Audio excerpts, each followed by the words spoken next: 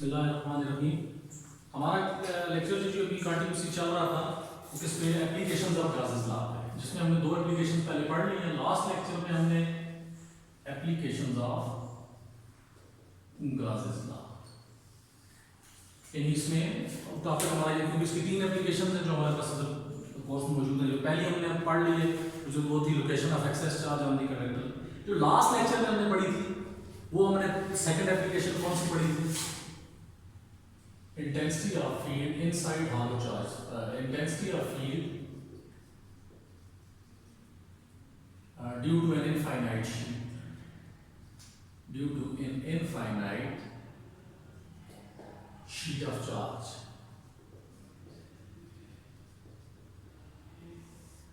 वो हमारे पास क्या थी? Phi E is equal to sigma over 2 epsilon naught. Sorry, E is equal to sigma over 2 epsilon naught r unit vector. ये हमारे पास vector formation है। यानी इसका मतलब है एक शीट किसी भी जगह होगी तो उसके करीब तरीन आपके पास जो इलेक्ट्रिक इंटेंसिटी उस एक सिंगल शीट की वजह से जो इलेक्ट्रिक इंटेंसिटी होगी वो sigma over 2 epsilon not r unit vector. अगर पॉजिटिव शीट है, पॉजिटिव चार्ज शीट है, ये शीट के ऊपर पॉजिटिव चार्जेस है, तो ये r यूनिट वेक्टर शो करेगा कि electric intensity is away from positive sheet. और अगर आपकी नेगेटिव शीट है, शीट के ऊपर आपके नेगेटिव चार्जेस हैं, तो ये r यूनिट वेक्टर क्या शो करेगा कि इलेक्ट्रिक इंटेंसिटी की जो डायरेक्शन, इलेक्ट्रिक फील्ड लाइंस की जो डायरेक्शन है वो टुवर्ड्स शीट है, क्योंकि electric intensity electric field lines हमेशा पॉजिटिव चार्ज से अवे जाती हैं और नेगेटिव चार्ज की तरफ होती है। अब इसमें गासेस की जो नेक्स्ट एप्लीकेशन हमारे पास आएगी वो क्या आएगी? वो एप्लीकेशन है आपकी electric field intensity between two oppositely charged parallel plates. Electric field intensity between two oppositely charged parallel plates. यानी इसका मतलब है, इससे पहले हमने पढ़ी है सिर्फ एक शीट, ठीक हो गया। उसके बाद सिर्फ एक शीट की वजह से इलेक्ट्रिक इंटेंसिटी। अगर कहता है अगर दो अपोजिट चार्ज प्लेट्स आ जाए फिर क्या होगा? यानी आपके पास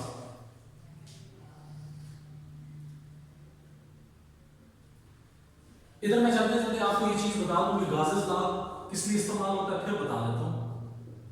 Gauss's law is used to find E at a point, किसी भी पॉइंट पे इलेक्ट्रिक इंटेंसिटी E निकालनी है, उसके लिए इस्तेमाल होता है। टू पास, उसका पहला तरीका क्या है? To pass an imaginary surface from that point, उस पॉइंट पर से इमेजिनरी सरफेस गुजारे। वेयर, इस इमेजिनरी सरफेस को क्या कहते हैं? गॉसियन सरफेस भी कहते हैं। Where E is to be determined, यहां पे आपने E की वैल्यू निकालनी है, उस पर से इमेजिनरी सरफेस यानी गॉसियन सरफेस गुजरती। फिर एक चौथा पॉइंट क्या था? आपने फिर find flux through that surface, उस सरफेस का फ्लक्स निकालना। phi is equal to q over epsilon naught. At the end, using relation,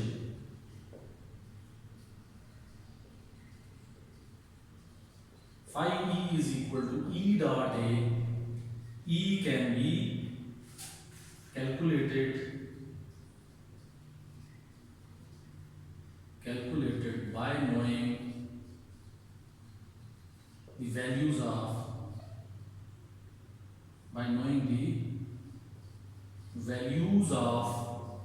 phi E and A. phi की वैल्यू हम गासेस लॉ से निकालें, एरिया मालूम होता है, सामने फिजिकली मौजूद होता है, बाहर मुख्तलिफ सरफेसेस के मुख्तलिफ एरियाज के फार्मूला मौजूद है, उससे निकल सकता है। तो दोनों वैल्यूज के मालूम होने के साथ आप इलेक्ट्रिक इंटेंसिटी निकाल सकते हैं। अच्छा जी, अब हम ड्रा करते हैं, क्योंकि अब हमने इलेक्ट्रिक इंटेंसिटी निकालनी है दो अपोजिट प्लेट्स के दरमियान।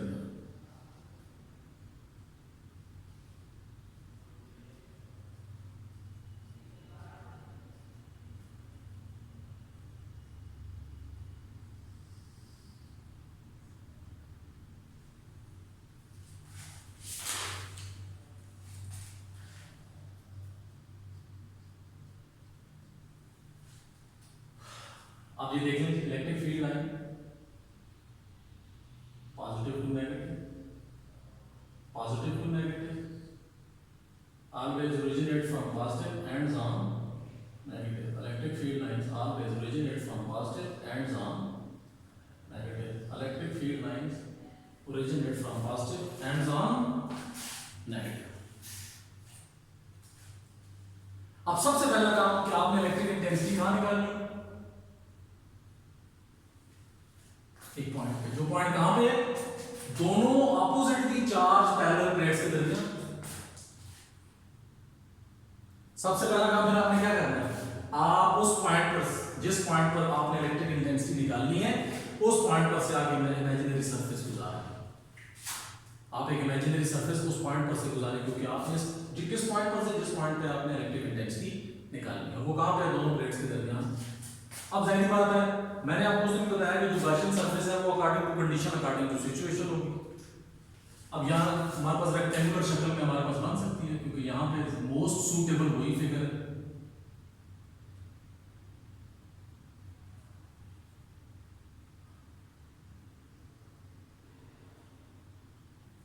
ये आपके पास फिगर है, ये गॉसियन सरफेस आ गया।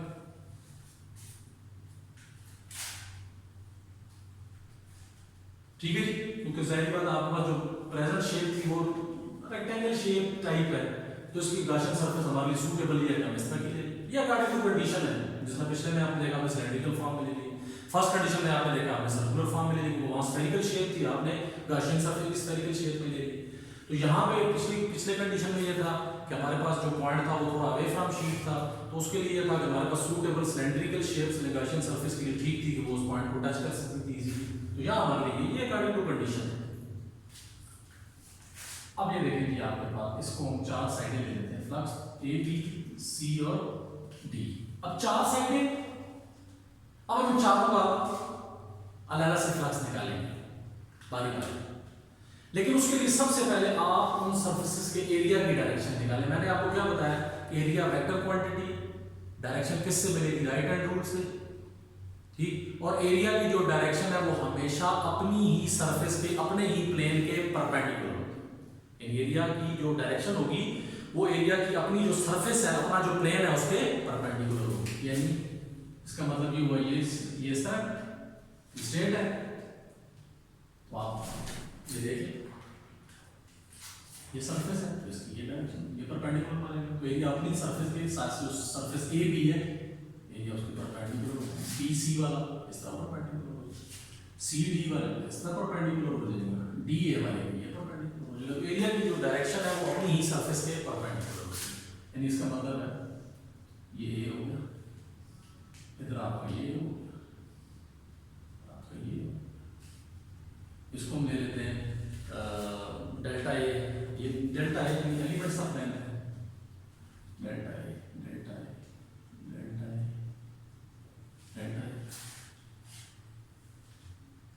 इलेक्ट्रिक फील्ड लाइंस की डायरेक्शन आपको नजर आ रही है, वो किधर है, अपवर्ड से डाउनवर्ड।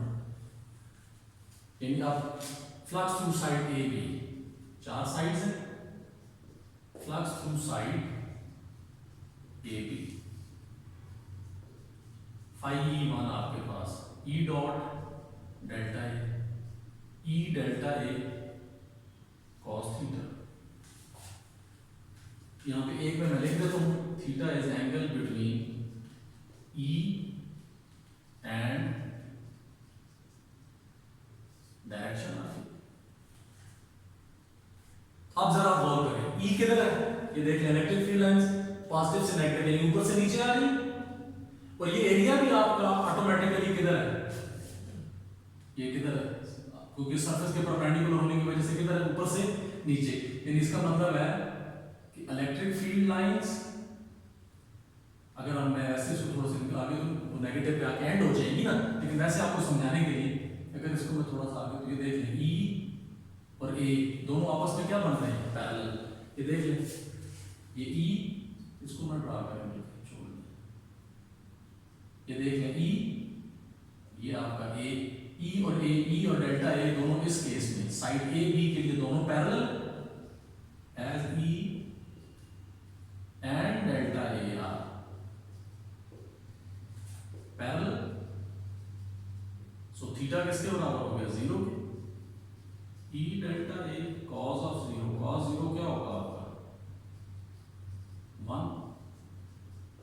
मैक्सिमम है, cos 0 1 वैल्यू, 1 cos की मैक्सिमम वैल्यू होती है, लिहाजा फ्लक्स भी मैक्सिमम होगा। फ्लक्स कब मैक्सिमम होगा?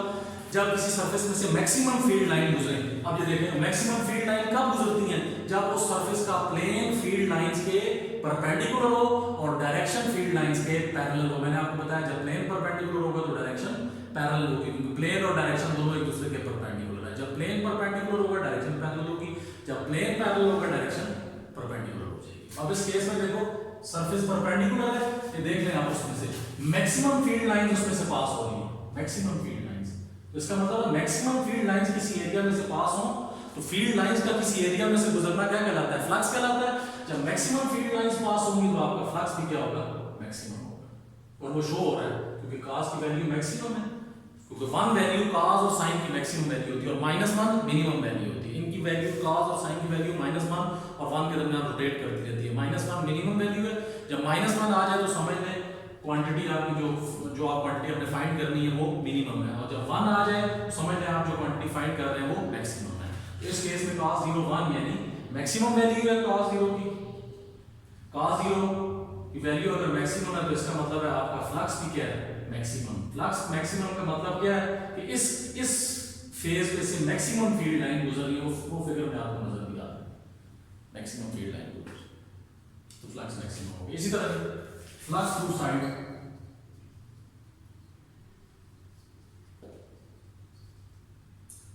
BC तो क्या बनेगा जी? 5E2 is equal to E dot delta A, E delta A cos theta. इधर देखिए फील्ड लाइन आपके ऊपर से नीचे है, डेल्टा A BC के परपेंडिकुलर, एरिया अपनी सरफेस के परपेंडिकुलर होता है, दोनों के दरमियान कितना एंगल आ गया? 90 degree. as E and delta A are perpendicular, लिहाजा थीटा किसके बराबर हो जाएगा? 90 के। cos 90, cos 90 क्या होता है? 0।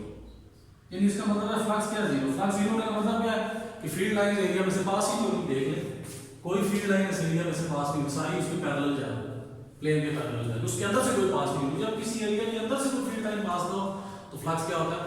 0, क्योंकि किसी एरिया में से फील्ड लाइन का गुजरना ही फ्लक्स कहलाता है। इसी तरह flux through side CD,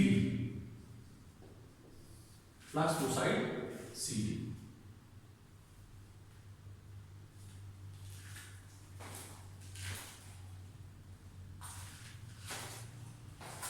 five E3 E dot delta क्या बनेगा जी? E delta A cos theta. अब आप ये देखें कि ये साइड आउट ऑफ फील्ड है, as this side is out of field, so E क्या हो जाएगा आपके पास? 0 हो जाएगा। so 5E3 आपके पास क्या आ गया जी? 0 into delta A cos theta. इसकी दो वजूहत है इलेक्ट्रिक इंटेंसिटी 0 होने की। एक तो ये कह सकते हैं कि फील्ड एग्जिस्ट ही नहीं करता। दूसरी सूरत ये है कि फील्ड एग्जिस्ट करता है लेकिन वो इतना वीक है कि उससे हम नेग्लेक्ट कर देते हैं।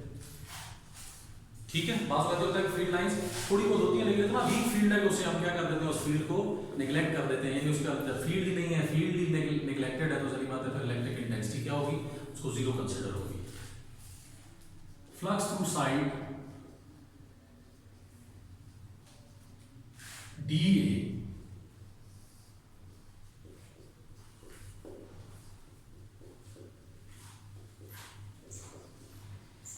E delta A cos theta. अब यहां पे देख लें DA मैंने क्या बताया? एरिया की डायरेक्शन उसकी अपनी सरफेस के परपेंडिकुलर होगी।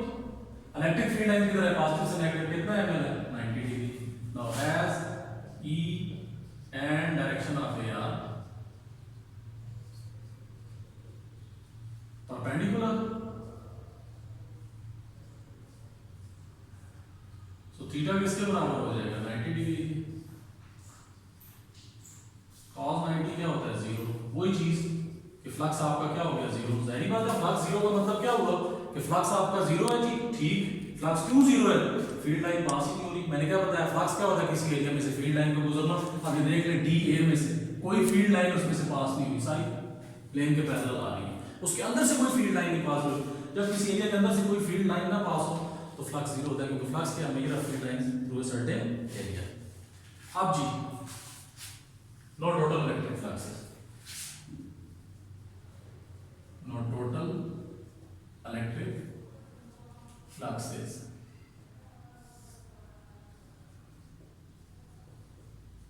phi e1 phi e2 plus phi e3 plus phi e4 ea plus 0 plus 0 plus 0 ea आ गया। This is equation 1। फ्लक्स निकाला, देख लीजिए पहले हमने क्या करा, pass an imaginary surface from the point, हमने इमेजिनरी सरफेस गुजार ली, जिसको गॉसियन सरफेस कहते हैं। पहला स्टेप पूरा हो गया। दूसरा फ्लक्स निकालना है, टोटल फ्लक्स निकालना है। अभी हम now using Gauss's law, electric flux is phi E किसके बराबर हो जाएगा, क्यू ओवर एप्सिलॉन नॉट। इसको मैं ले लेता हूं इक्वेशन 2।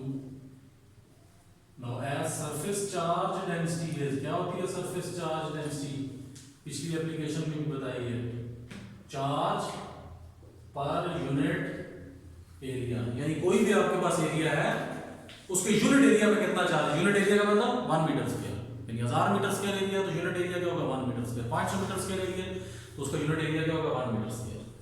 उसका तरीका कार ये है कि मिसाल के तौर पे आपको कहता है जी कि एक है 1000 कूलम चार्ज है 20 मीटर स्क्वायर एरिया में, तो सरफेस चार्ज डेंसिटी निकालनी हो तो आप क्या करेंगे, चार्ज पर यूनिट एरिया, यानी आपको सिर्फ यूनिट एरिया का 1 मीटर स्क्वायर का चार्ज चाहिए, तो आप क्या करेंगे 1000 को 20 पे डिवाइड करेंगे, तो ये आपके पास कितना आ जाएगा 50 आ जाएगा। इसका मतलब है कि हर 1 मीटर, अगर 20 मीटर स्क्वायर में 1000 कूलम चार्ज है तो हर 1 मीटर स्क्वायर में कितना चार्ज होगा 50। This is called surface charge density, यानी यूनिट एरिया में कितना चार्ज है इसको क्या कहेंगे surface charge density. 1 metre square पे उस सरफेस के हर 1 मीटर स्क्वायर पे कितना चार्ज है उसको क्या कहेंगे सरफेस चार्ज डेंसिटी, यानी charge per unit area.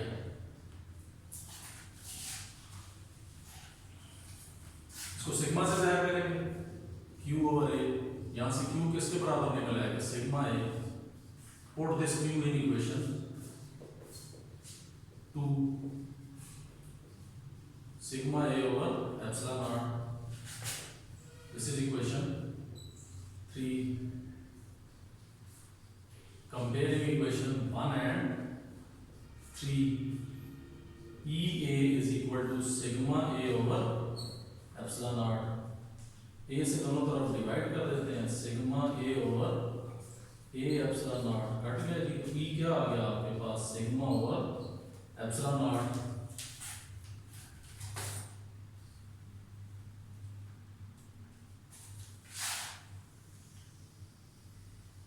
In vector form,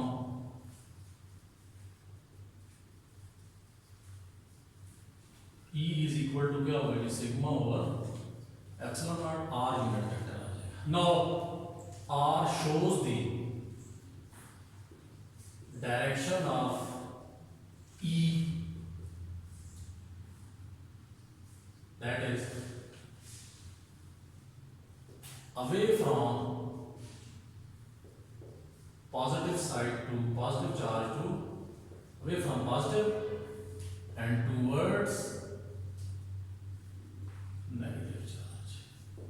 ये देख सकते हैं कि आप जो यूनिट वेक्टर है वो किसकी डायरेक्शन शो कर रहा है E की, इलेक्ट्रिक इंटेंसिटी, और वो किधर है away from positive towards negative. ये आपके पास इलेक्ट्रिक इंटेंसिटी आ गई due to two oppositely charge plates. अच्छा इसका एक और तरीका भी है वो मैं आपको बताता हूं, अल्टरनेटिव मेथड भी इसका एक है।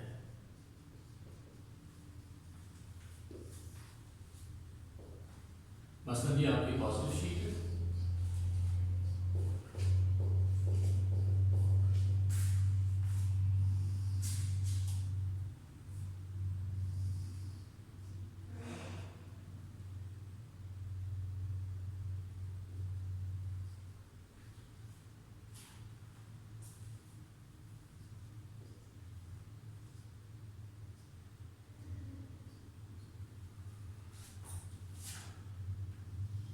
Positive to negative,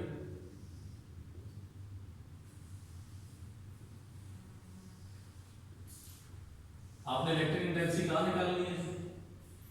in plates के दरमियान।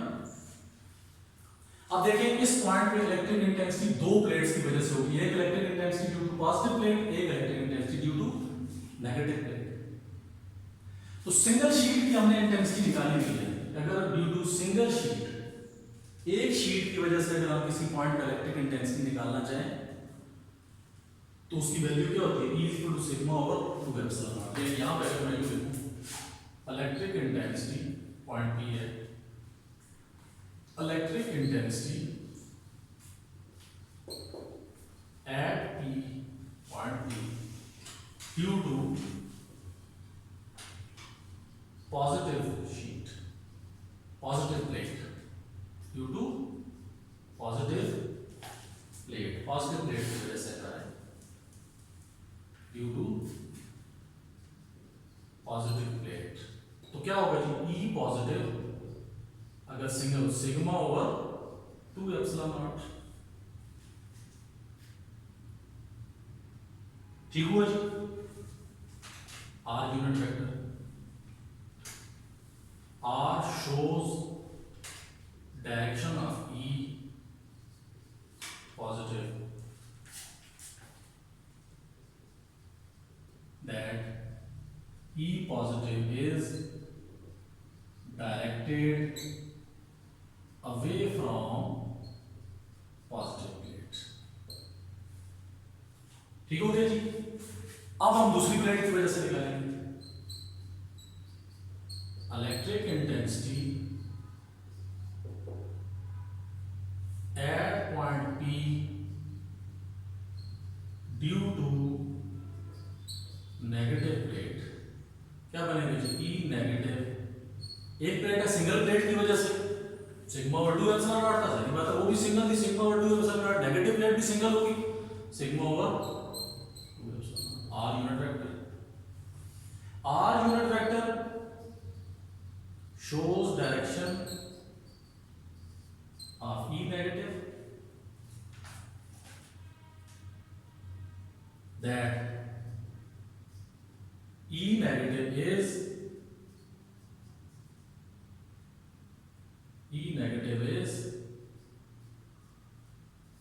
directed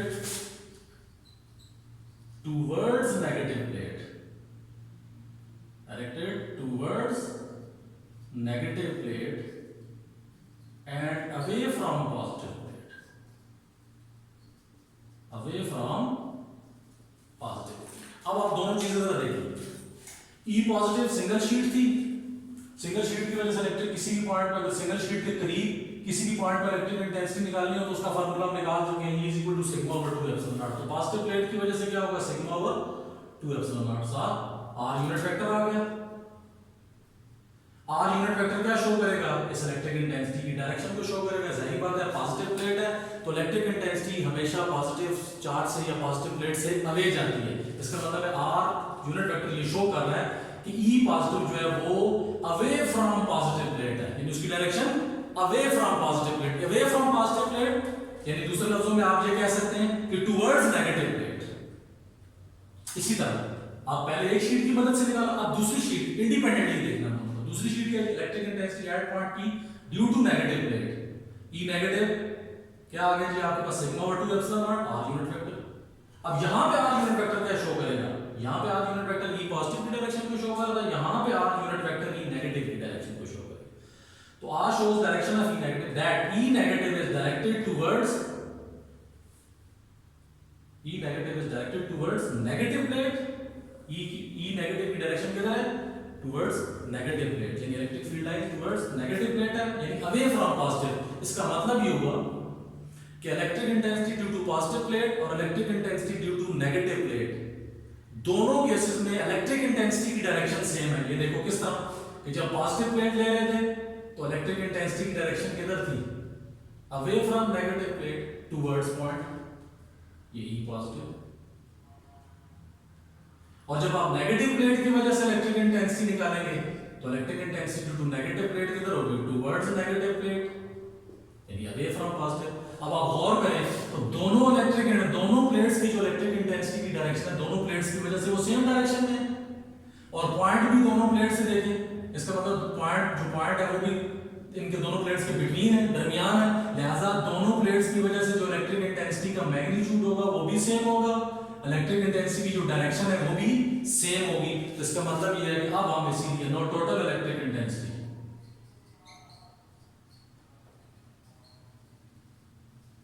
between two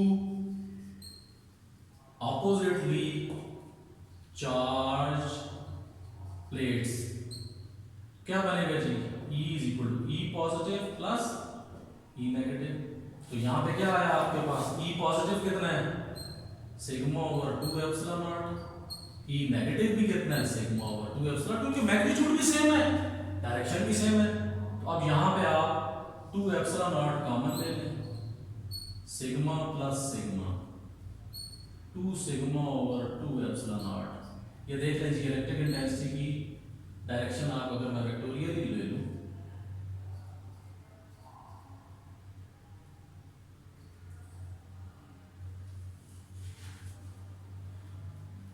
वेक्टोरियल और किनको मैग्नीट्यूड की सूरत में करेंगे उसके बाद सिग्मा, तो ई आपके पास क्या आ जाएगा, सिग्मा ओवर एप्सिलॉन नॉट। ठीक है जी। अब जब आप इसको वेक्टर फॉर्म में लिखेंगे तो in vector form in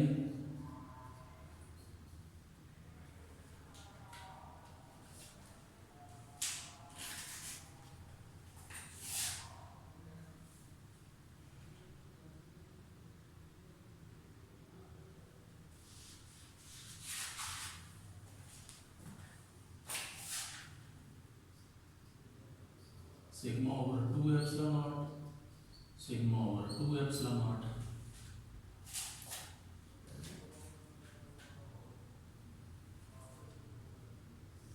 to epsilon naught common ले लें, sigma plus sigma, 2 epsilon naught same है, एलसीएम आ गया, कॉमन कह रहा हूं सॉरी, एलसीएम ले लिया, एलसीएम आ गया तो जारी बात इधर से भी सिग्मा आ जाएगा, इधर से भी आपके पास सिग्मा आ जाएगा। तो इलेक्ट्रिक इंटेंसिटी आपके पास क्या वैल्यू आई, 2 सिग्मा ओवर 2 एप्सिलॉन नॉट, 2 से कैंसिल, तो E is equal to sigma over epsilon not. इसको मैं अगर वेक्टर फॉर्म में लिखूं इन वेक्टर फॉर्म, तो E क्या आ जाएगा आपके पास, sigma over epsilon not R unit vector, E is equal to sigma over epsilon not R unit vector. ये R यूनिट वेक्टर किसकी क्या शो कर रहा है, R यूनिट वेक्टर शोज